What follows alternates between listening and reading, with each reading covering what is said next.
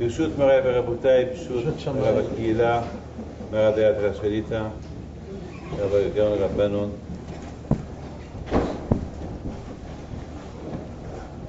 Malheureusement,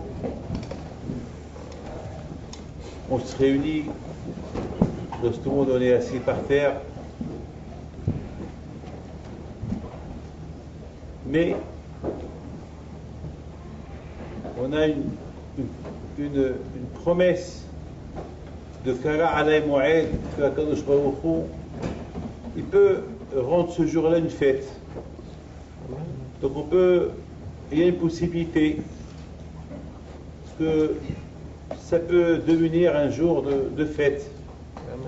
Au lieu de s'asseoir par terre et de verser des larmes et être en plein deuil de Tisha B'Av, on peut. Vous savez très bien que la différence qu'il y a lorsque quelqu'un qui prend son deuil pour son père, pour sa mère, et le deuil de Tisha B'Av, c'est que dans le deuil de Tisha B'Av et le deuil des parents, on n'a pas le droit d'étudier la Torah. On n'a pas le droit d'être heureux, on n'a pas le droit d'être content. La différence, c'est que le deuil des parents, après un an, ça s'oublie. Ouais, moi, j'ai perdu mon père. Aujourd'hui, je fais la Hiloula de mon père. C'est plus un jour de deuil, c'est une Hiloula. On chante, on fait des piyutim, et pourtant c'est mon père. La première année, j'ai pleuré. La deuxième année, j'étais un peu triste. Et au fur et à mesure, on oublie. Mais vous avez bien vu que le Beth Amikdash, on n'a pas oublié. Le Beth Amikdash, il n'y a pas de Hiloula pour le Beth Amikdash. Depuis maintenant plus de 1946 ans, et voilà, on est assis par terre, il y a même des tzadikim, comme la Gemara dit que Rabbeinu Akadosh Alav Shalom jamais rigolait, toujours il pensait au Beth Amikdash, la destruction de Beth Amikdash. Beaucoup de tzadikim, ils font Tikkun Hatzot, ils vont s'asseoir par terre, il faut pleurer la destruction de Beth Amikdash. Il n'y a pas un jour qu'on ne pense pas la destruction de Beth Amikdash, que ce soit dans la Hamida, que ce soit dans le Birkat Hamazon, on n'a pas même le jour de mariage. Cette joie du Hatan de la Kala, tout de suite, on dit au Hatan, rappelle-toi, il va casser le verre. On voit que le deuil de Beth Amikdash, la destruction de Beth Amikdash, il n'est pas oublié.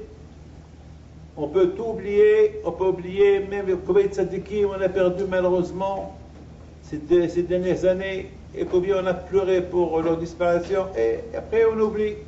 Et après après la disparition de ces tzadikim, on les rend des hilulot, des fêtes, des grandes fêtes. Mais Beth Amikdash, Rabotai, chaque année, on fait le même deuil. On n'étudie pas la Torah, on ne se réjouit pas, on se sent par terre, on ne porte pas de chaussures, on n'a pas le droit de chausser les chaussures, pas de cuir. Et même un deuil, 7 jours, 9 jours, on ne mange pas la viande, on n'a pas les vêtements, on ne se lave pas. Même un deuil qui se répète chaque année. Et la raison pourquoi on fait ce deuil-là, écoutez bien ce que je vais vous dire. Vous savez très bien que lorsque vendredi, lorsqu'il y a quelque temps, il y avait un soldat israélien qui avait disparu, tout le monde s'inquiétait de son sort. On ne sait pas s'il est vivant, s'il est mort. Vous savez, lorsque quelqu'un quitte ce monde, il meurt, bon, on l'enterre, on le voit mourir, on accepte la situation. Mais quelqu'un qui a disparu, on ne peut pas accepter la situation. Vous savez, je connais quelques personnes, des pauvres. Je connais Mskina, une femme, que son mari, elle ne sait pas où il est son mari. La pauvre, elle ne sait pas. On ne sait pas. Et ce n'est pas un mari qui était un voyou. Non, on ne sait pas. Il n'était pas voyou. C'était un monsieur normal, soudainement.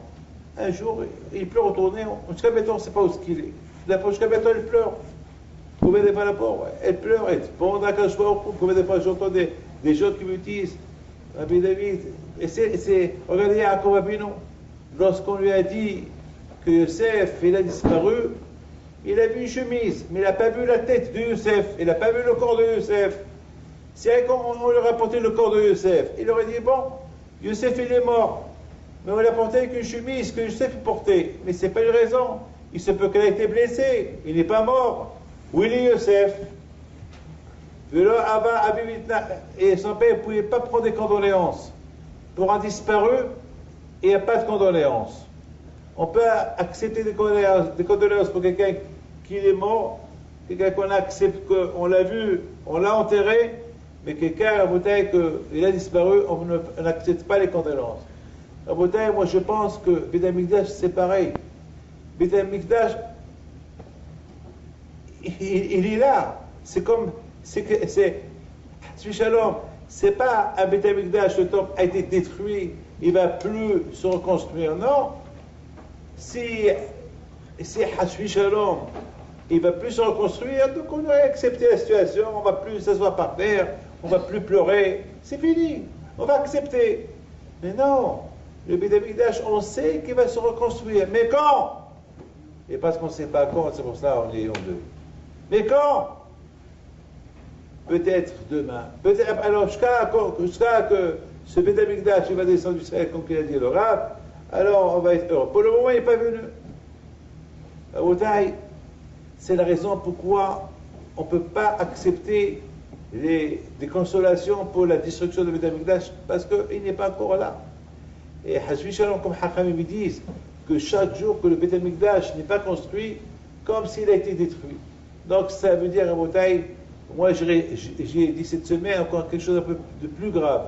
C'est comme chaque seconde qui n'est pas construit, comme si chaque seconde il est détruit. Chaque seconde il est détruit. Vous imaginez, c'est pour ça, Rabbeinu Akadosh, il ne rigolait pas, parce que pour lui, la destruction de Beth Amikdash, elle est énorme. Vous avez bien compris, Rabotai, que aujourd'hui, on n'a pas le droit d'étudier la Torah. On n'a pas le droit d'étudier la Torah. Il a dit, le prophète, Jérémia, Ena Yado. Mes yeux, ils versent des larmes. Il dit 2 fois, Enai, mes yeux.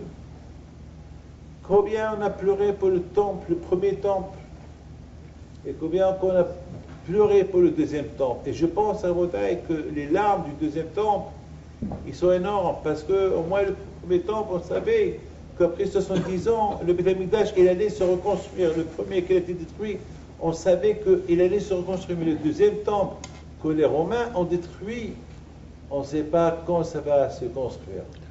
Et tout ça pourquoi? Et je pense que c'est la raison pourquoi Jérémie il dit Enai.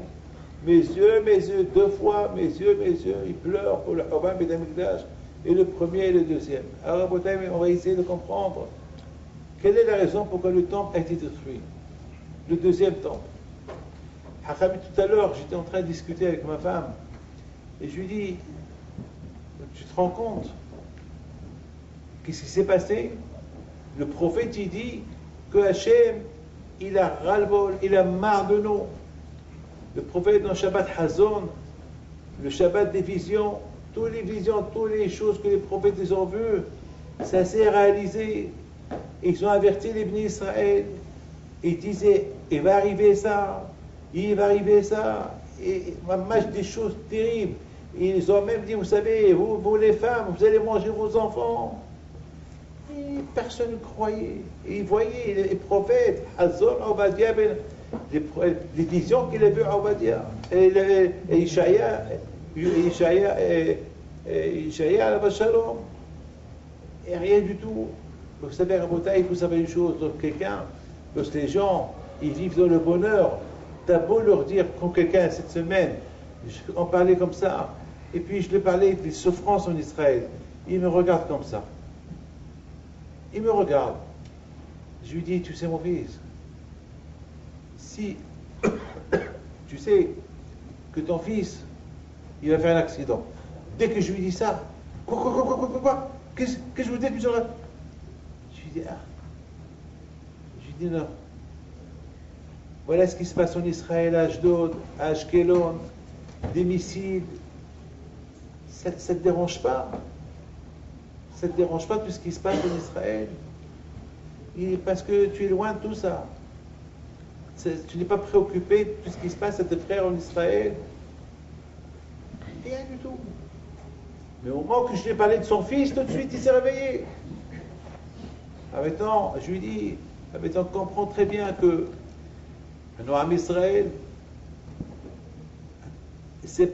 on n'est pas que uniquement préoccupé pour notre famille. Tout en Israël est dans le même bain. Ce que nos parents ont fait, nous on est en train de subir les conséquences aujourd'hui. Et je commençais à lui expliquer. J'ai dit, tu sais, le prophète, combien il a pleuré. Et combien le prophète, il a averti les bénis d'Israël.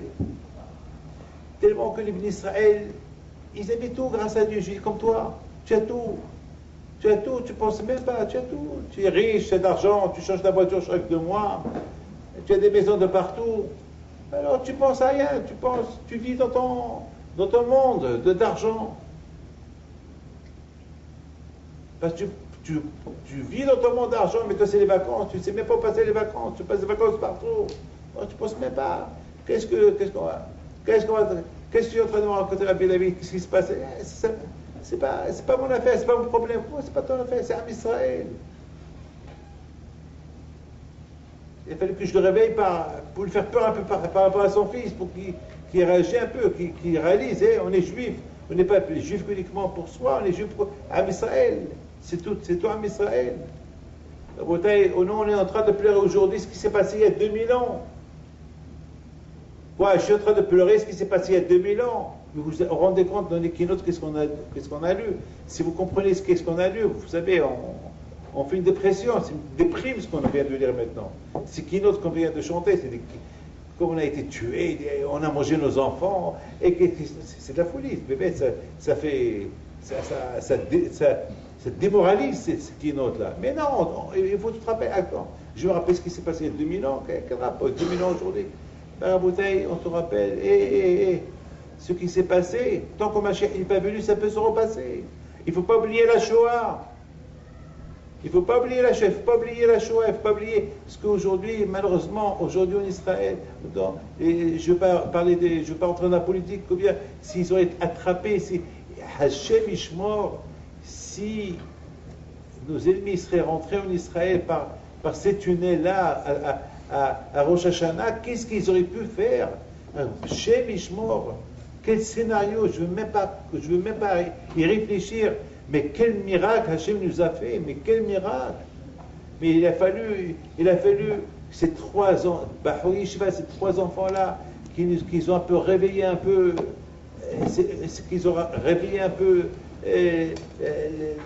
le gouvernement d'Israël pour qu'ils réagissent, on était ma marche entre la vie, ma marche Hachem Ishmor.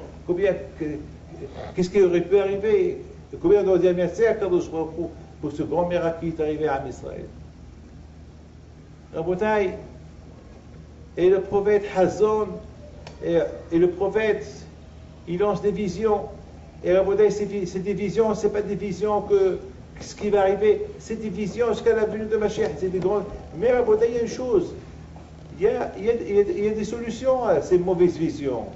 C'est vrai, d'un côté, il y a des mauvaises visions, mais il y a une solution. Et c'est quoi la solution? Teshuvah. Sion b'mishpat tepade. Tzedaka. B'shabeha b'tzedaka. B'shabeha, c'est aussi teshuvah. Et la tzedaka, et le mot de la Torah. Il y a des solutions.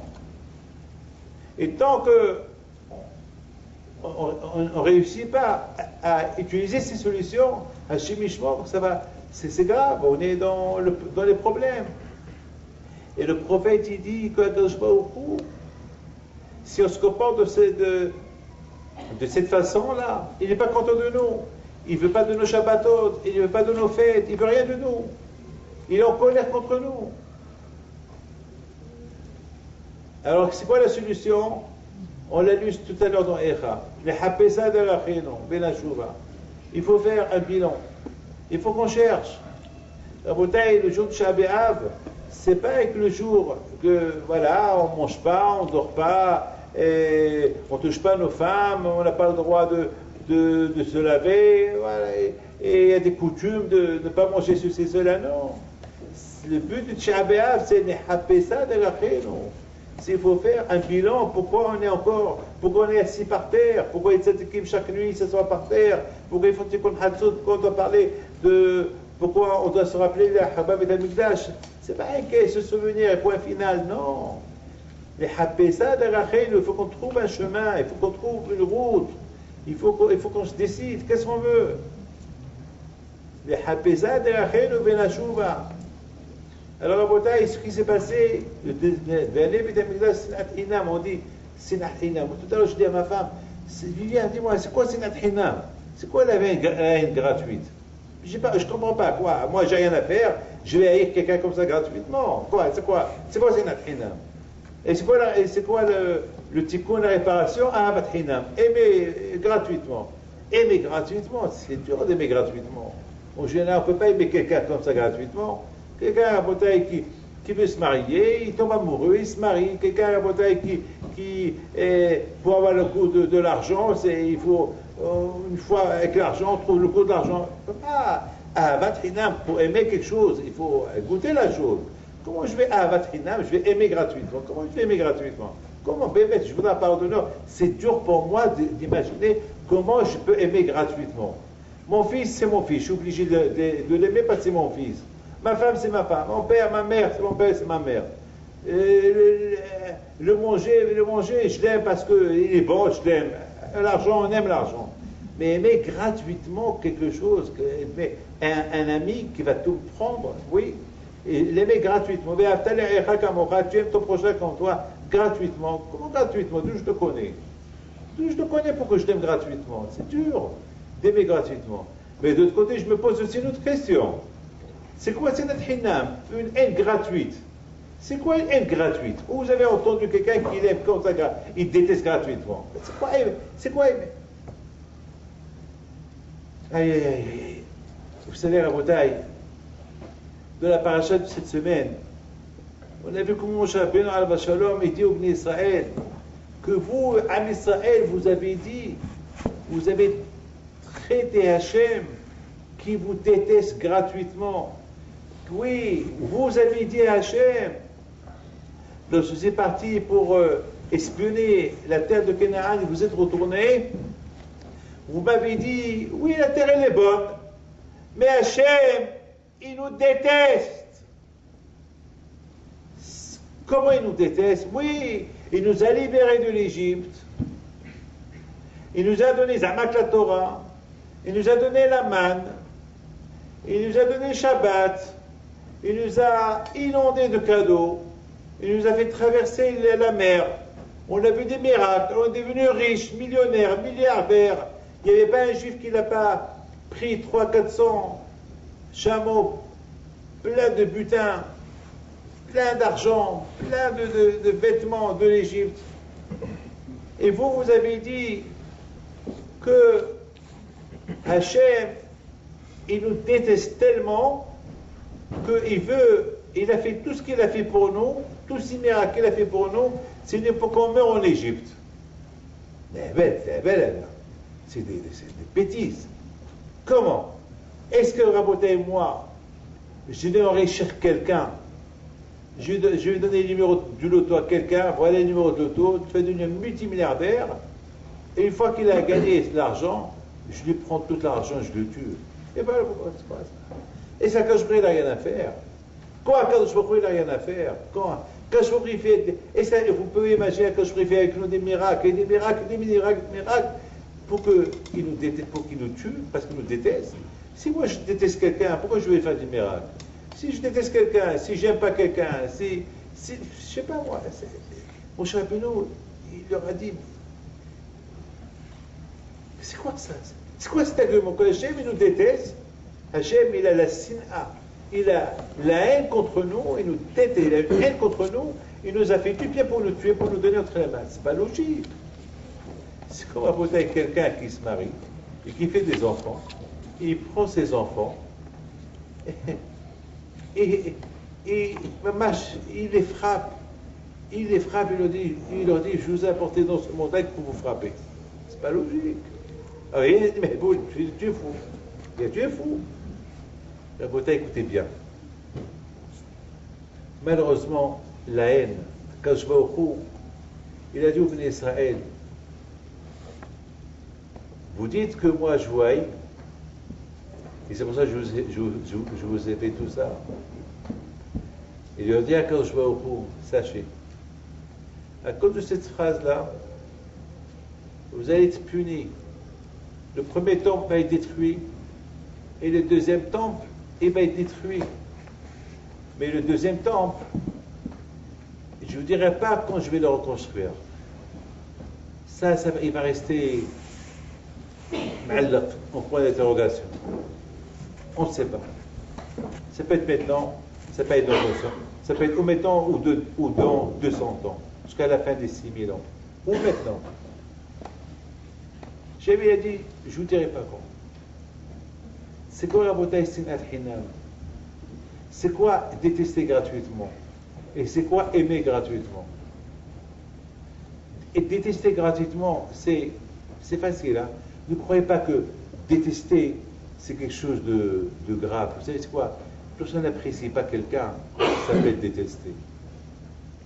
La bataille, on a l'obligation que chacun de nous, il doit faire kavod à son ami. Regardez les élèves de la Akiva, ils sont morts parce qu'ils n'ont pas fait kavod à leurs copains. Ça veut dire que lorsqu'on ne fait pas le kavod à quelqu'un, ça s'appelle lorsque on voit que le côté négatif de la personne.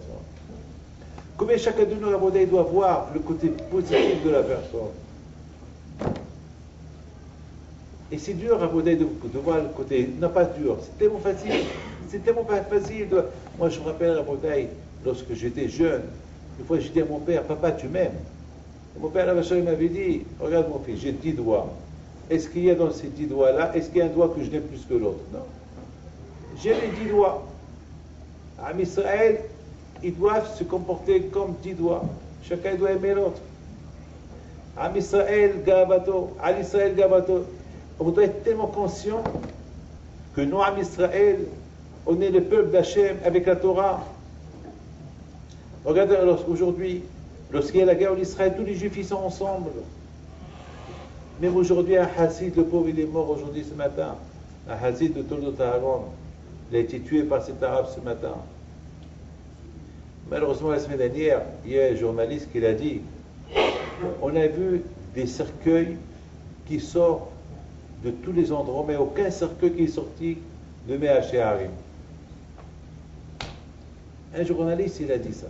Et moi, j'ai dit, je vous donne la parole d'honneur, j'ai dit, pour que ce journaliste-là, il soit, pourquoi ouvrir la bouche comme ça? Zama, quoi, tu es tellement heureux de voir des juifs qui vont mourir. C'est vrai, c'est des soldats les pauvres, bien sûr qu'on est concerné par des soldats, mais tu n'es pas content qu'aucun cercueil qui sort. Ouais, aujourd'hui, ce journaliste-là, si j'ai son téléphone, je vais l'appeler, je vais dire, voilà ce que tu as souhaité qu'il y a un cercueil d'un juif de Me'acharim qui sort de Me'acharim, voilà. Il a été tué par un Palestinien parce qu'il est juif. Voilà, ça veut dire, à Israël, qu'on est à la guerre. Moi, David Pito, je ne suis pas dans la guerre. Mais je fais tout pour gagner la guerre. Je prie. Il faut savoir que la prière, elle a un sens, la prière. Même Ben Gurion, lorsqu'il a rencontré Hazon Ish, il avait dit à Hazon Ish la phrase suivante. Parce qu'au départ, le Ben Gurion, il voulait que les soldats, il veut que tout le monde va à l'armée. Et Hazon Ish, il lui a dit, tu sais qu'il y a 2 sortes de soldats. Il y a le soldat qui s'assoit et étudie la Torah, il prie pour les soldats qui vont faire la guerre. Et d'ailleurs, presque 60 ans, Ben Gurion avait dit à Hazon Ish, tu as raison. Et tout le temps, lorsqu'on parlait qu'il faut que les Bahoui Shiba vont à l'armée, il y a toujours cette phrase de Ben Gurion qu'il avait dit non.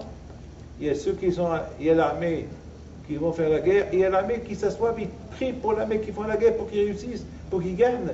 Regardez mon cher Rabbeinu al Shalom. Lorsqu'il a vu les soldats partir faire la guerre, lui, il a commencé à prier à Kadosh Baruch Hu. croyez que moi, même je donne la parole d'honneur. J'ai pas peur, j'ai pas honte de vous le dire. Je prie, je donne tzedaka, je prie. C'est ma contribution que je peux faire. C'est ma contribution que je peux faire. Est-ce qu'il faut qu'il y ait un qui meurt de Méach et Harim pour que je me réjouisse? Non. Rabotai, Ahavat Israël, l'amour d'Israël, c'est que Am Israël, regardez maintenant qu'il y a des problèmes en Israël, tout le monde est uni. Les non-religieux, ils sont reçus chez les religieux pendant cette période-là de la guerre, parce qu'ils ont peur. Beaucoup des juifs religieux d'Ashdod qui sont partis, qui sont hébergés à gauche, à droite. Toutes les maisons sont ouvertes pour recevoir tout le monde. Et Ahavat Israël, c'est Bémet, celui qui aime Hachem, il ne peut pas ne pas aimer un juif. Est-ce qu'on peut trouver sur Hachem des défauts? Non. Alors comment je peux trouver sur un juif un défaut? On n'a pas le droit, c'est ça la bouteille. Et c'est quoi? C'est une haine gratuite. Une haine gratuite, ça veut dire que lorsque je ne donne pas l'importance à mon ami, je ne vais pas favoriser ses paroles. Je dis, là. Non, il faut faire le kavod. Sinat Hinam, c'est très facile, Sinat Hinam. Vous savez, la bouteille, Sinat Hinam, et la haine gratuite, elle ne se voit pas au départ. Parce que lorsqu'on dit la haine, c'est la haine. Mais lorsqu'on parle de la haine gratuite, au départ, on ne la sent pas. On ne la sent pas. On peut commencer à devenir jaloux de quelqu'un. Mais ça ne veut pas dire qu'on va le haïr, non. Et ça commence comme ça. Jusqu'à la haine gratuite, elle commence. La haine gratuite, ça veut dire qu'il faut donner l'importance à ton ami. Sinon, s'il n'y a pas d'importance, il y a la haine. Elle commence. Elle est invisible au départ, jusqu'à qu'elle va prendre une dimension de haine, de vraie haine, jusqu'à arriver à tuer la personne. Rabotai, le ça est très fort. Et c'est la raison pourquoi les bénis Israël, ils ont utilisé le mot sin'a, ils ont utilisé le mot la haine. Ça marque mes amis, le tzara est très très fort. Il est très très fort le tzara. Lorsqu'un homme Rabotai, un homme, il ne fait pas attention comment il parle, il peut arriver à dire des phrases très dures vis-à-vis de la Kadosh Baruch Hu. Et à un moment donné, ils ont perdu même la tête. Ils ont commencé à dire n'importe quoi contre Kadosh Baruch Hu. Qu'est-ce que vous allez faire pour espionner la terre d'Israël? Est-ce qu'elle a Hachem vous a dit qu'elle est bonne, elle est bonne. Pourquoi vous voulez partir? Mes amis, le fait qu'ils sont partis, de là, la bouteille, une fois qu'ils sont venus, lorsque quelqu'un, la bouteille, ne fait pas attention à une avera, lorsqu'on bafoue les mitzvot, lorsqu'on fait n'importe quoi, on peut arriver à faire des grosses avérotes.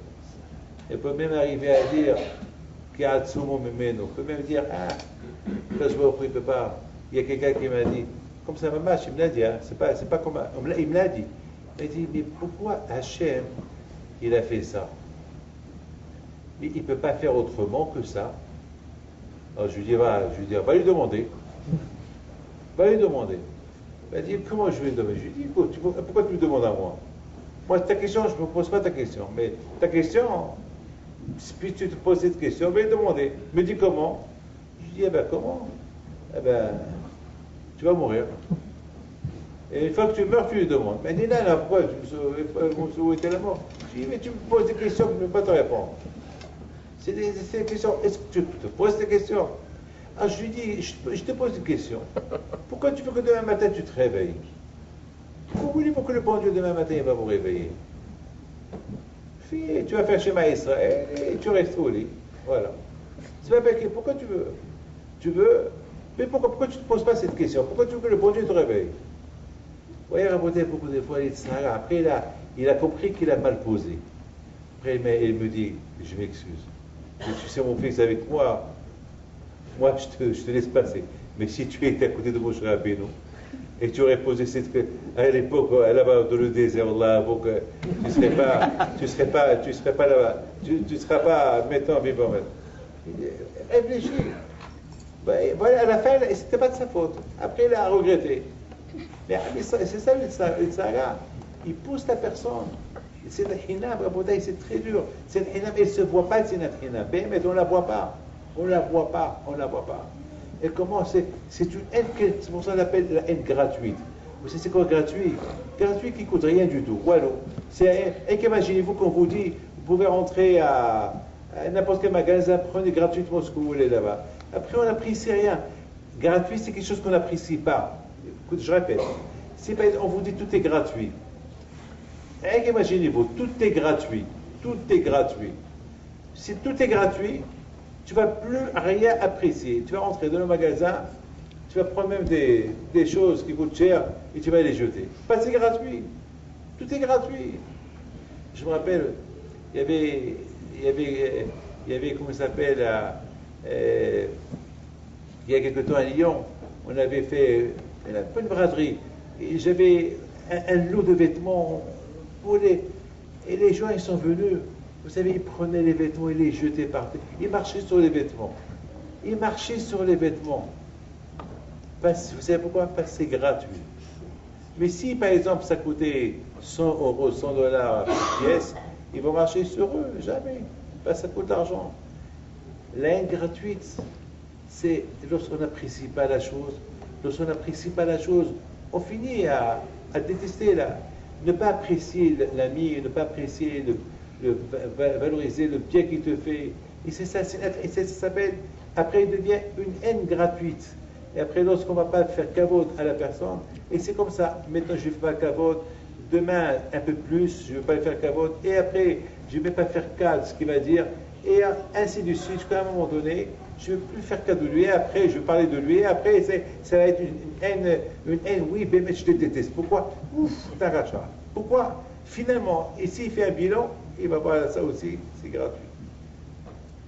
Les amis, que Akadosh Baruch Hu fasse Be'ezat Hashem, que Akadosh Baruch Hu fasse que nous tous, Be'ezat Hashem, on prie pour Am Israël, nos frères en Israël. Amen. Comme ce soir, vous savez, ce soir, nous on est là, on est assis par terre, c'est Tisha B'Av, mais les pauvres, vous savez, la guerre n'est pas encore finie, il y a encore combien des Msaken, combien des, vous savez, à Ashdod, combien les pauvres aller Yeshiva, vous savez, imaginez-vous 60 fois par jour, 60 fois ils doivent courir les escaliers à 2 heures du matin, 3 heures du matin, parfois chez chaque demi-heure. Vous imaginez, une fois il y a eu 10 fois la Zaka la nuit, de minuit à 6 heures du matin, 10 fois, ça veut dire que voilà, ils sont restés dans les escaliers. Vous imaginez les souffrances, c'est énorme, c'est énorme. Et c'est pas fini encore. Non, c'est fini.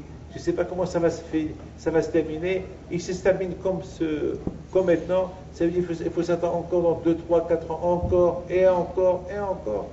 Jusqu'à où? Jusqu'à où? Vous savez, à bout jusqu'à où? Elle est à Niboria. C'est pour ça qu'on est là ce soir. C'est parce qu'on ne sait pas jusqu'à où. Jusqu'à où? Regardez en France ce qui se passe en France. Regardez dans l'Europe ce qui se passe.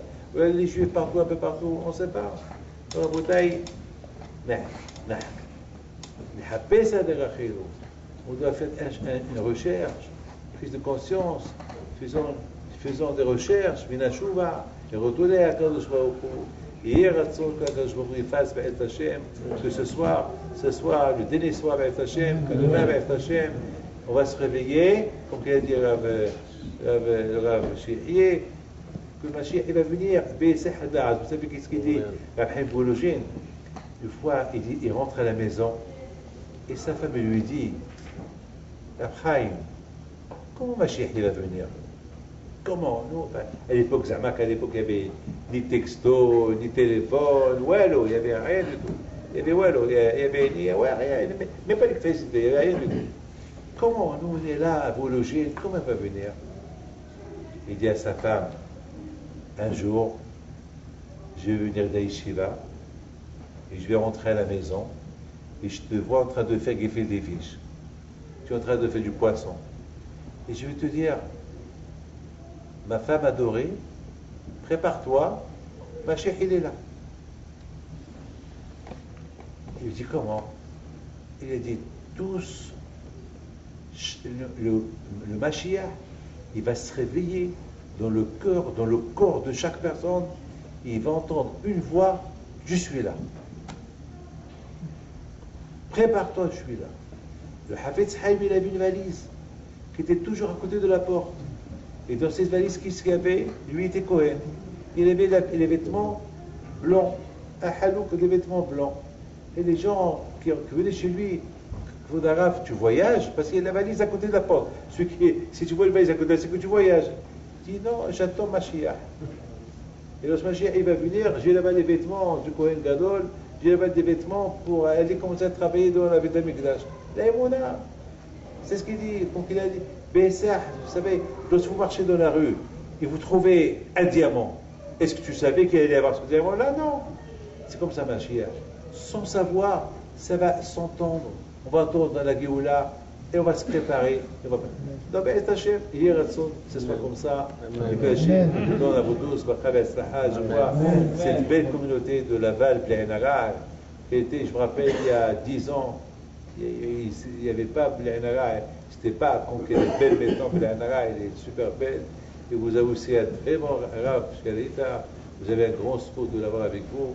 Hier, Hachem, que nous tous, ça va se lever demain matin pour aller accueillir Michel Tzidkenu et ça va devenir un jour de fête. Amen. Comme nous avons expliqué que la raison pourquoi le Beth Amikdash a été détruit par le sage de l'Église, c'est à cause du Sénat Hinam.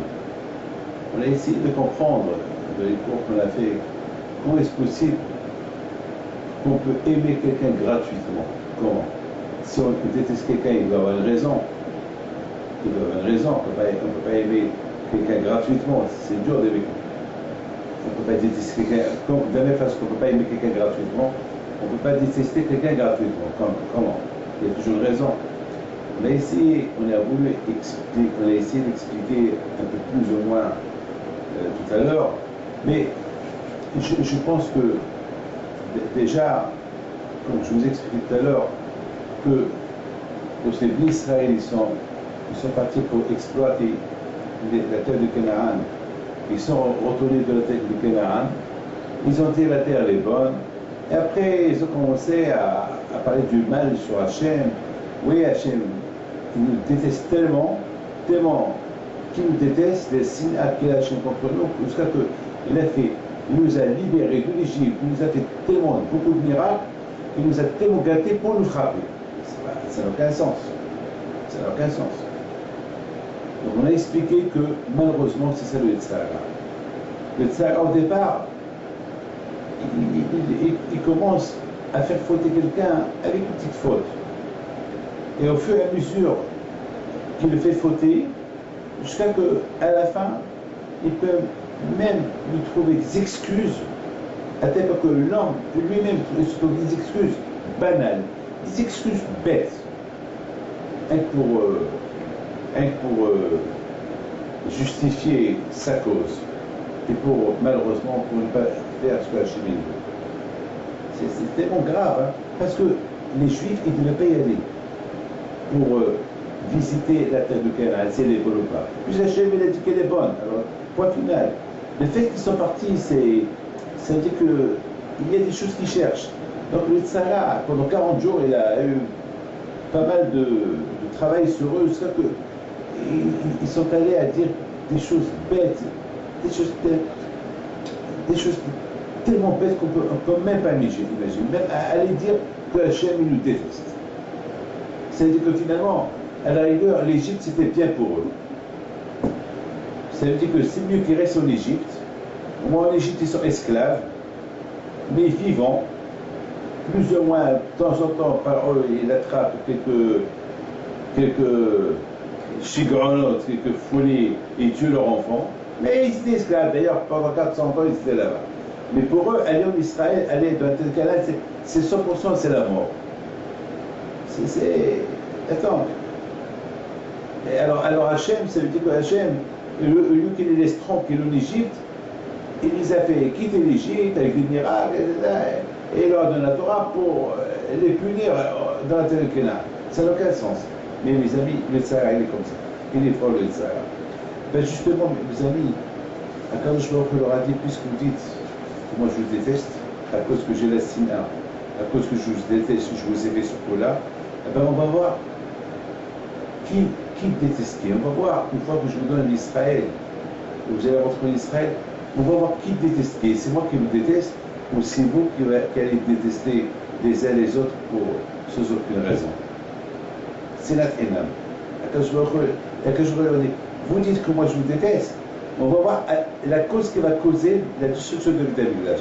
Est-ce qu'il va être détruit à cause parce que moi je ne vous aime pas, ou c'est parce que c'est vous qui ne la méritez pas, parce que non seulement que vous détestez, vous allez vous détester, vous allez être jaloux l'un l'autre, mais vous allez se détester gratuitement.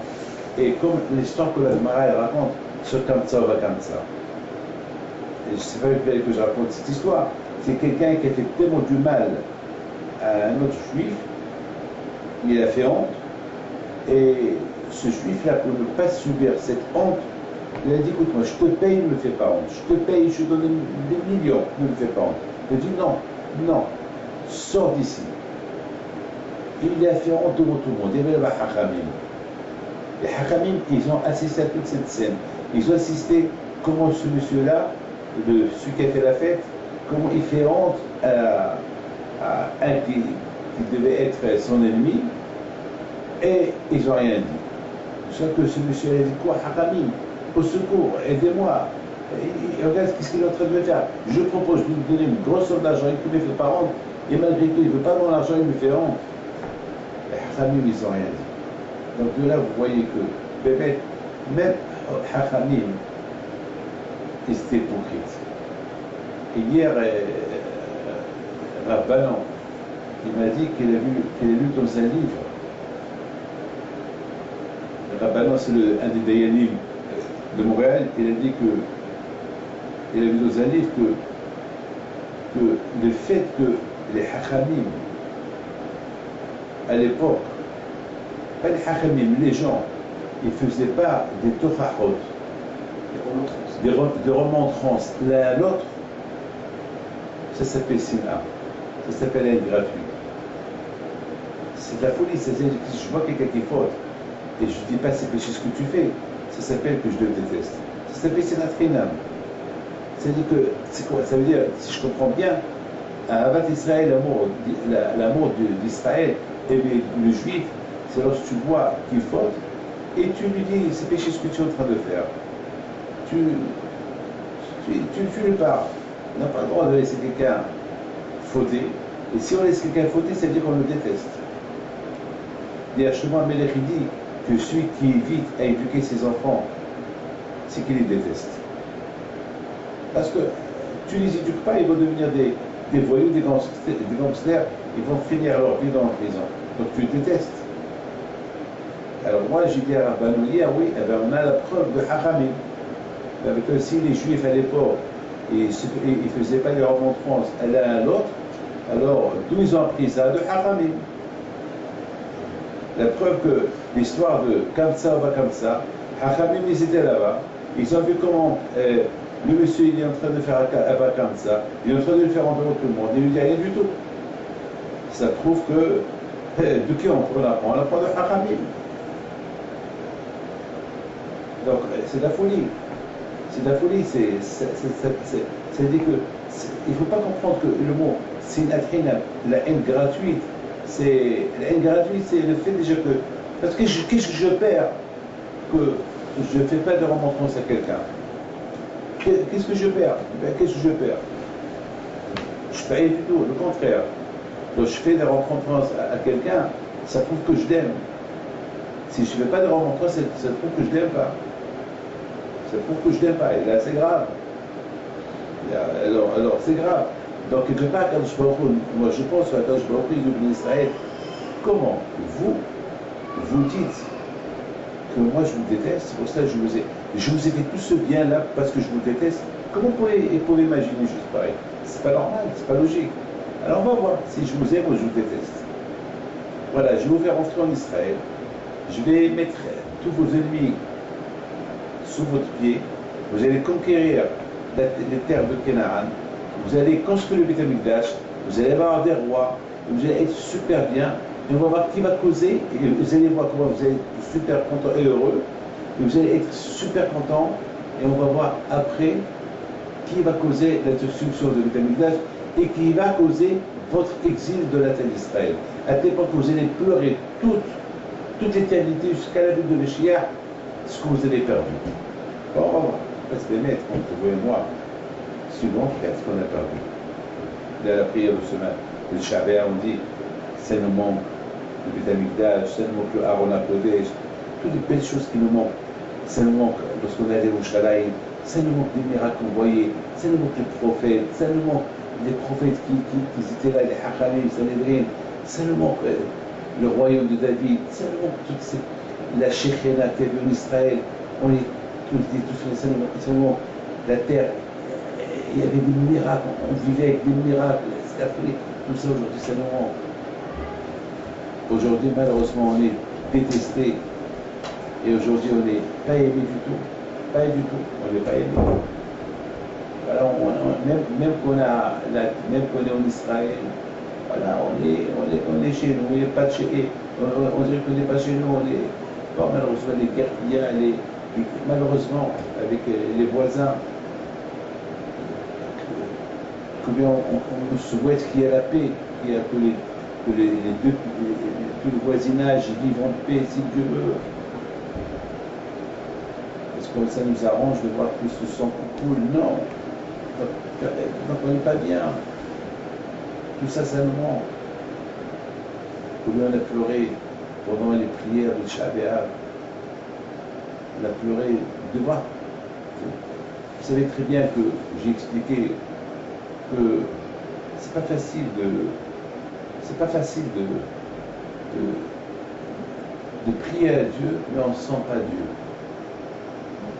On fait 3 prières par jour, mais il nous manque, on ne sent pas.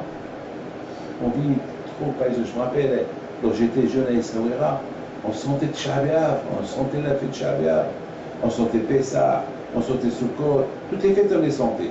Même les fêtes de deuil on les sentait. Même une Levaya, on la sentait. Mais je vous en parle, c'est une Levaya lorsqu'on accompagnait le mort au cimetière, tout le monde sentait. Aujourd'hui, j'ai vu des gens, une fois j'étais dans une Levaya, au cimetière, et j'ai vu un garçon qui dit à son copain, alors demain soir, où tu vas? Quelle discothèque, je me retourne vers eux, je sais pas, parler aussi, tu veux parler de discothèque? Il ne m'a pas répondu. C'est-à-dire que même les témoins légers, ils voient des films, des sons qui coulent, ça ne leur dit plus rien, on entend des gens qui meurent. Aujourd'hui même, aujourd'hui carrément à la télévision, ils montrent des scènes de crimes. Comment ils ont tué quelqu'un, comment des choses qu'on n'a pas l'habitude de voir. Aujourd'hui, on voit ça et ça ne dit rien du tout. C'est la folie ce qu'on voit aujourd'hui. Je vous dis, à l'époque, on sentait Tisha B'Av, les pleureuses, les femmes, ils faisaient pleurer tout le monde. Aujourd'hui, il manque tout ça. Pourquoi? Malheureusement, voilà, on va au côté. Et écoutez très bien. Vous savez qu'à l'époque, les gens qui allaient au côté, ils déchiraient le vêtement, ils s'assoient, ils pleurent. Aujourd'hui, on va au côté, on se réjouit, c'est habitué. On dirait aujourd'hui, c'est plus la fête, c'est plus le deuil. Alors qu'à l'époque, les rabbins qui allaient au côté, la première chose qu'ils font, ils pleurent. Ils déchirent le vêtement. Aujourd'hui, on va prendre la caméra, on filme, il y a beaucoup de femmes qui ne sont pas dessinées autres. Malheureusement, c'est plus comme avant. Vous savez pourquoi? Parce que malheureusement, notre tête elle est pleine de matériel. Parce qu'on ne peut pas sentir le manque. Parce que la Kedusha, la sainteté, pour sentir la sainteté, il faut être un peu hors circuit. Il ne faut pas être trop matérialiste. Lorsqu'on est, je ne dis pas qu'il ne faut pas manger. Aujourd'hui, on a des préférences. On veut une belle maison, on veut une belle voiture, on veut voyager first class, on veut regardez dans les mariages, les dépenses qu'il y a dans les mariages, dans les bar mitzvah, dans les brit milah. Aujourd'hui, tout est devenu matériel. Vous savez, lorsque quelqu'un va vite, c'est la première question que ce copain lui pose. Combien de cadeaux tu as reçus? Combien d'argent tu as reçu? C'est pas est-ce que tu as un bel cadeau de filine ou un pantalite. On ne parle pas d'un pantalite. Regardez, il y a un qui a dépensé presque 2 millions de dollars pour les tefilines, pour la bar-mitzvah de son fils. Quelqu'un à New York.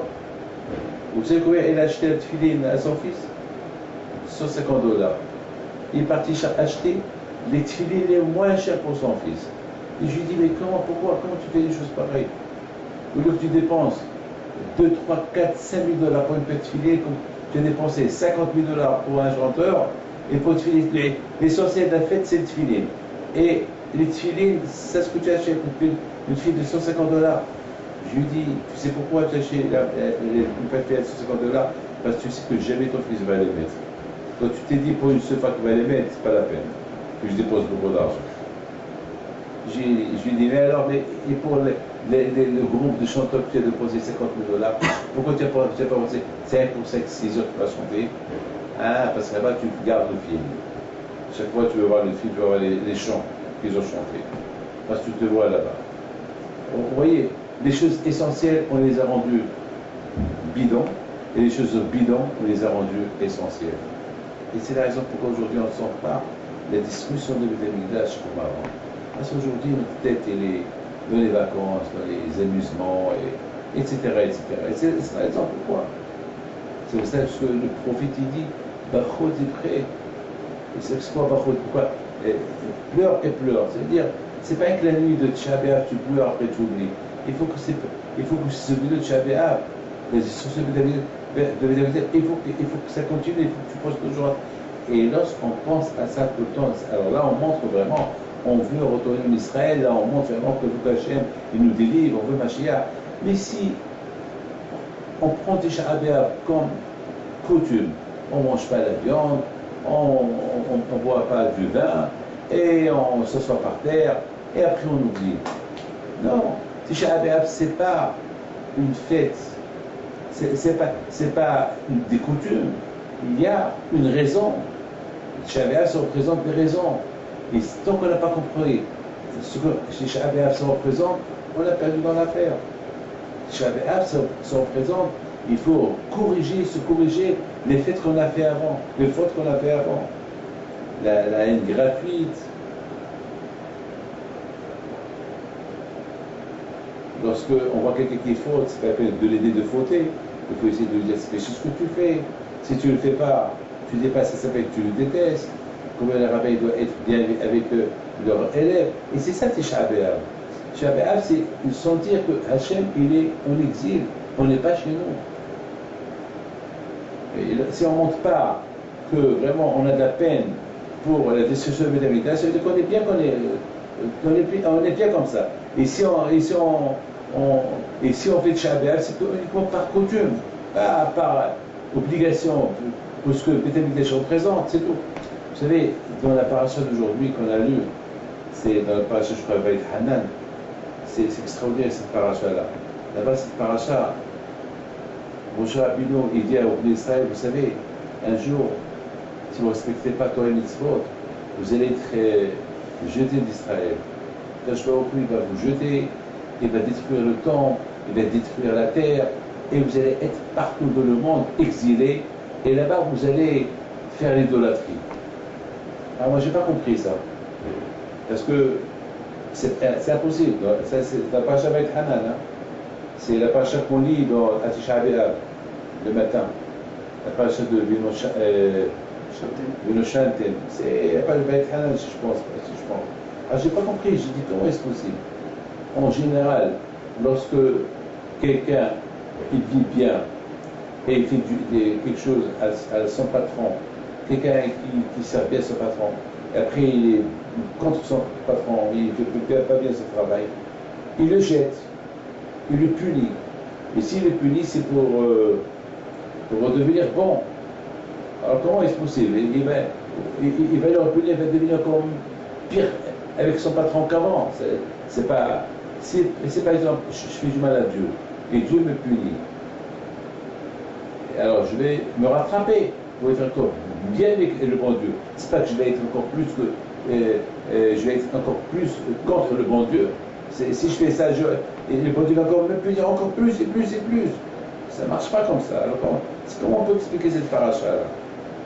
Cette paracha qui dit que une fois que vous allez être exilé de votre terre et que vous allez partir dans des pays que vous ne connaissez pas, et là-bas vous allez servir des idolâtries qu'ils n'entendent pas, qu'ils ne parlent pas, qu'ils ne voient pas. Et après, je vais vous punir encore. Et après, vous allez faire des chevaux. Après, je vais vous ramener en Israël. Je n'ai pas compris ça.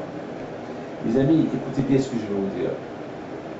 Hachem, il nous avertit. Il dit que si vous êtes en Israël, dans la terre que je vous ai donnée, avec le Beth Amikdash, je vais résider avec vous. Là-bas, vous allez vivre toujours avec la Kedusha. Vous allez venir au Beth Amikdash. Vous allez voir les Kohanim travailler. Vous allez voir les 10 miracles qu'il y avait dans le temple. Il faut voir Pekahot. C'est écrit là-bas, parmi les 10 miracles qu'il y avait au Beth Amikdash, que là-bas, il n'y avait pas de frigidaire. Là-bas, il y avait des milliers, des dizaines de milliers de sacrifices par jour. Et jamais, jamais on a vu une mouche au temple. Vous savez que les mouches sont attirées par le sang, surtout en été. En été, il fait chaud. S'il y a du sang, il va y avoir des millions de mouches. Jamais une mouche n'était au Beth Amikdash. Et jamais la viande au Beth Amikdash a pourri. Alors qu'il n'y avait pas de frigidaire, rien du tout. C'est la folie, c'est la folie. Je vous dis, il y avait beaucoup de miracles. Et tout ça, ça nous manque. Alors, Hachem nous dit Israël, vous savez, il paraît que les goyim, les non-juifs, ils venaient du monde entier pour visiter le Beth Amikdash et pour apporter des sacrifices au Beth Amikdash. Ils voulaient voir ces miracles qu'il y avait là-bas. Ils disaient, si vous lisez Echayesh Vabadat, vous allez voir, les goyim, ils disaient, mais c'est pas possible, parce que les goyim, ils ont entendu que le temple a été détruit, que le Shalem a été détruit. Les goyim du monde entier, ils n'ont pas cru, c'est pas possible. À Erabat, on appelait Jérusalem la capitale du monde entier, c'est pas possible. Vous ne pouvez pas imaginer de quelle grandeur ils étaient les Juifs là-bas en Israël. Malheureusement, parce que le bon Dieu il donne trop de bien. Alors les gens, ils ont dit, allez Dieu, notre force vient de nous, c'est pas peine de nous aider pour faire la guerre. Et ils ont cru que c'est eux, ils ont cru que c'est le Chorma. Et après, malheureusement, les prophètes qui étaient là-bas, ils n'écoutaient pas les prophètes. Et les gens qui avaient l'influence, ils n'ont pas donné de remontrance à personne. Et malheureusement, à la fin, Hachem a dit, bon, vous ne voulez pas de moi, allez, je quitte. Voilà. Et lorsque Hachem l'a quitté, c'est fini. Mais la Shekhinah n'est pas sortie tout de suite. La Shekhinah d'Hachem, c'est comme le soleil. Le soleil ne disparaît pas d'un seul coup. Le soleil, il se couche petit à petit, jusqu'à ce qu'il se couche. Et lorsqu'il se lève petit à petit. Donc la Shekhinah, elle n'a pas disparu de Beth Amikdash tout de suite. Peut-être que les Bisraël vont faire des Shuvah. Donc la Shekhinah, doucement, elle partait. Et entre-temps, les Bisraël n'ont pas fait des Shuvah. Une fois qu'elle est partie, c'est fini. La Shekhinah, le Beth Amikdash a été détruit. Donc quand je vais offrir d'Israël, et si vous quittez Israël, vous devez partir en exil, là-bas, vous allez faire de la Avodah Zarah. Parce que c'est quoi la Avodah Zarah? C'est l'influence. Parce qu'il y a deux sortes de choses. Ou l'influence de la Kedusha, ou l'influence de la Torah. On habite à côté de le Rambam. Là, on habite, on s'adapte à l'environnement. On habite à côté des gens religieux, on s'adapte à leur environnement, on est religieux. Si on habite dans un endroit où il n'y a pas de Torah, il n'y a rien du tout, on s'adapte. Alors quand je vous réduis Israël, à Yerushalayim, en Israël, c'est l'endroit de la Kedusha, vous allez vous adapter qu'à la Kedusha, vous allez voir que des prophètes et des rabbanim. Et là, vous allez être toujours bien. Sinon, si vous allez être exilé, alors là-bas, vous allez s'adapter à d'autres cultures, c'est d'autres technologies. Et là-bas, il n'y a pas de Torah, il n'y a pas de miracle. Donc, c'est obligé que vous allez suivre l'environnement où vous allez habiter. Et là, ça va être dur pour vous. là après vous allez oublier, au lieu de faire teshuva, au lieu de regretter ce que vous avez perdu en Israël, donc vous étiez dans la terre sainte, vous allez oublier, vous allez vous adapter à l'environnement où vous allez habiter, où il y a là-bas que de l'idolâtrie, la technologie, et aujourd'hui, maintenant, parlons maintenant, les nouvelles technologies, les iPhones, Internet, tout ça. Les choses que ça c'est bien, je l'utilise, d'ailleurs moi-même, je passe mes cours de Torah dans l'Internet, moi-même je vois pas l'Internet, je vois pas, mais quand même, il y a beaucoup de... Aujourd'hui, on travaille avec ça, c'est comme ça. Mais malheureusement, il y a des gens qui ne voient pas de limites. Je ne dis pas que c'est interdit, non, on a besoin aujourd'hui. Et même dans les écoles, ils ont besoin. Alors, on ne peut pas dire, on n'a pas besoin, on ne peut pas. Partout aujourd'hui, c'est.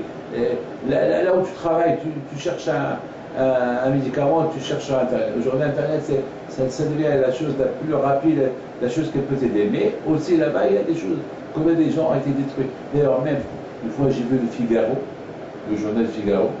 Là, j'ai regardé le journal, les parents qui se plaignent sur Internet à cause des enfants. Les enfants, le Figaro, les parents qui sont partis à l'Élysée, ils se plaignent. Ils se plaignent parce qu'il y a des choses pas bien pour les enfants. C'est ça, malheureusement. Il y a des choses pas bien. Bien sûr, chacun fait ce qu'il veut, mais pour vous dire, vous savez combien des femmes viennent chez moi pleurer, combien des femmes, des hommes viennent pleurer chez moi parce que, à cause d'Internet, sa femme l'a trompé, ou le mari l'a trompé. Vous savez, c'est comme quelqu'un qui me raconte qu'il voulait voir sa copine avec laquelle il était fiancé il y a 30 ans. Malheureusement, il a divorcé sa femme, il l'a retrouvée, il a divorcé. Ça est parti avec eux. Alors, pour vous dire que des familles, des milliers de familles qui sont détruites avec. C'est ça ce que la Torah dit. La Torah, et vous avez fait attention. En Israël, vous allez vivre dans la Kedusha, dans la terre de Canaan que je vais vous donner, que j'ai promis à vos parents. Si vous suivez et vous allez s'adapter à l'environnement de la Kedusha. C'est un passage qui dit que Hachem, il regarde la terre, cette terre sainte, elle s'appelle la terre sainte. Les Arabes l'appellent la terre sainte, les catholiques l'appellent la terre sainte, et nous aussi on l'appelle la terre sainte. Tout le monde l'appelle la terre sainte. Donc quand je me repose, ses yeux ils sont braqués sur cette terre qui est sainte. Donc Hachem il dit, où vous soyez bien, et vous allez être bien là-bas, vous allez être mishpah, vous allez être influencé par la Kedusha, vous allez être des bons croyants en Dieu, et vous allez avoir tout le bonheur possible. Sinon, vous allez perdre la terre, c'est d'autres qui vont l'occuper, et vous allez partir dans d'autres nations qui ont une autre culture, une autre religion, et là-bas, malheureusement, vous allez vous adapter à l'environnement de là-bas, et qu'est-ce que je vais vous faire? Je vais vous frapper. Et là, vous allez faire le grand teshuva pour que je vous ramène plus tard en Eretz Israël. Donc, vous voyez, c'est combien chacun de nous qui doit faire attention et savoir que malheureusement, c'est elle est un évoqueur. C'est à cause de ça que je pleure. Les yeux, les larmes qui coulent comme l'eau de mes yeux, par rapport à ce que, au lieu de voir la vérité, on ne voit pas la vérité. Pour le premier temps, premier avertissement, on a laissé malheureusement notre chance partir, et on a eu le deuxième temple qui a été encore détruit, et on attend le troisième, avec les deux dieux qui va venir. On dit à Botaï, elle est. C'est quoi elle est? Pour cela, c'est elle est à Devarim. Moshe Rabbeinu Abba Shalom nous a dit, pour respecter elle est à Devarim, voici elle est pas. Vous savez à Botaï, elle est, c'est dire voici. Ça dépend où les Juifs, lorsque les Juifs, ils ont vu le veau d'or, ils ont dit elle est le Rei Israël. Voici, voilà ton Dieu. Et bien Moshe Rabbeinu dit non. Ce Dieu que vous avez créé, ce veau d'or, c'est un veau d'or. La preuve, voilà, il n'est plus là. Ce qui va vous faire vivre et donner la vie et la chance, c'est elle et les paroles d'Hachem. les paroles de Dieu. C'est ça, c'est ces paroles-là. Les amis, je termine que aujourd'hui, il faut savoir aujourd'hui que dans tous les, partout là où vous allez, il n'y a pas, on n'étudie pas la Torah aujourd'hui. Aujourd'hui, Shabbat, on parle uniquement des choses du Shabbat, mais on ne parle pas de Torah. Alors je pose une question. Le prophète il dit pourquoi on a été exilé à Oslam Torah, c'est parce qu'on n'a pas étudié la Torah. Alors la question se pose. Puisqu'on a été exilé parce qu'on n'a pas étudié la Torah, alors au contraire, aujourd'hui, c'est Shabbat, aujourd'hui on devait réparer. Aujourd'hui on devait étudier la Torah. Si je dis à quelqu'un, vous savez, quelqu'un qui a mal à la tête, il prend un cachet pour ne pas avoir mal à la tête. Si j'ai fait du mal à quelqu'un, je me rattrape en lui faisant du bien, pour qu'il oublie le mal que je lui ai fait. Le temple a été détruit à cause qu'on n'a pas étudié la Torah, à cause de cette Afrina, parce qu'il n'y a pas eu de remontrance de la part des rabbins. Les rabbins, eux qui étudient la Torah, au lieu qu'eux ne font des remontrances, ils ne sont pas fait de remontrances. Ça veut dire, eux-mêmes, ils ont fait viser la Torah. Ils ont dénigré la Torah. Parce que, attends, si vous représentez la Torah, vous voyez quelqu'un qui fait honte à quelqu'un, faites des remontrances. Eux, ils ont dit, ils n'ont rien fait. Donc, ça veut dire, Oslam Torah, ils ont laissé la Torah. Alors aujourd'hui, on devait réparer le relâchement de la Torah en étudiant la Torah à Tchab et à. Pourquoi on ne le fait pas? Les amis, j'ai répondu une belle réponse sur ça. La réponse est que Hachem a dit, je préfère que le jour de Beth Amikdash, le jour de Tchab et qui est le jour de la destruction du temps, parler uniquement des dégâts causés, et des dégâts causés de qui a causé la destruction du temps. Parlez que de ça. Ne parlez pas d'autre chose que de ça. C'est tout. C'est comme raconter avec quelqu'un qui est malade, psychologiquement. Il est malade, il est fou. Il va chez le médecin. Et ce médecin, il lui donne des médicaments? Non, il le fait parler. Parle. Le psychologue, il le fait parler. Il parle, il le fait parler, il le fait parler, il le fait parler, il le fait parler, jusqu'à un moment donné, le médecin, il dit, bon, maintenant que j'ai tout écouté, maintenant, voilà ton médicament. C'est ça, mes amis. Hachem, il veut qu'on parle des dégâts qu'a causé la destruction du temple. Des dégâts qui a fait que nous sommes en exil jusqu'à maintenant. Des dégâts que chacun continue à nous causer le fait qu'on est encore en exil. Il faut qu'on a bien parlé de ça.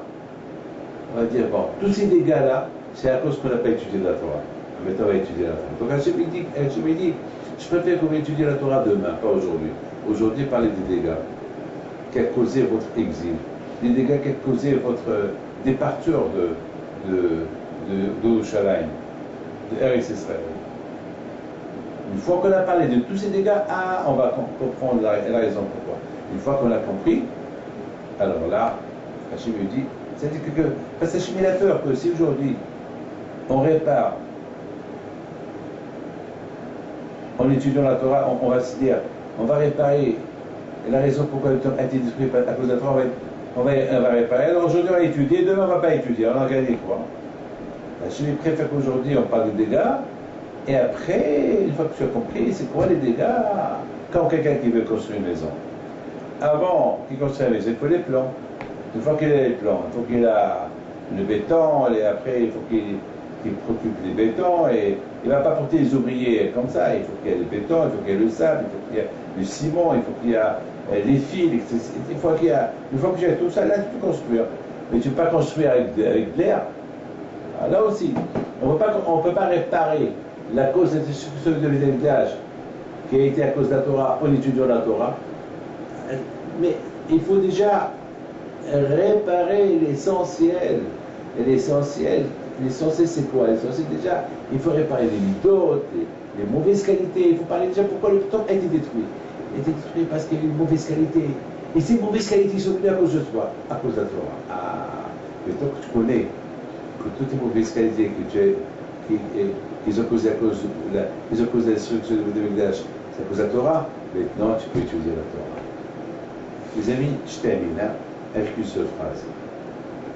Mais chacun de nous, il doit se renforcer pendant ces moments-là, qui sont en jeûne, et qu'on ne travaille pas, et qu'on ne chante pas. On est encore, on sait qu'on a encore le deuil du Shabbat avant nous. Pour vraiment, pour que ça nous aide pour plus tard, pour le reste du temps. Pour demain. Bon, demain, on ne va pas faire tout ce qu'on a fait aujourd'hui, mais au moins qu'il y a une trace de Shabbat qui nous suit pendant le temps, pendant l'année, si Dieu veut, pour pouvoir, sachant que tout ça, c'est à cause de la Torah, parce qu'on a fait étudier la Torah, à cause des de Pharaon. Alors, si maintenant on a compris les leçons, alors qu'on s'engage, si Dieu veut, à faire un peu plus. Je voudrais simplement, mes amis, vous raconter qu'il y avait, je l'ai lu, il y avait un rabbin, c'est le rab de. Ça s'est passé à Bnei Brak, dans la yeshiva de Beth Hillel. Puis après, Tisha B'Av,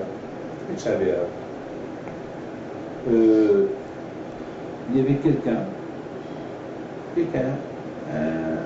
un fidèle, il vient chez le Rosh Yeshiva, Rabbi Mordechai Mann, il lui dit, est-ce que, tu me laisses que je fais chez Tzipor, parce que je suis Ashkenaz comme vous, mais moi, je fais chez Ma'alot qu'il faut les Sfaradim.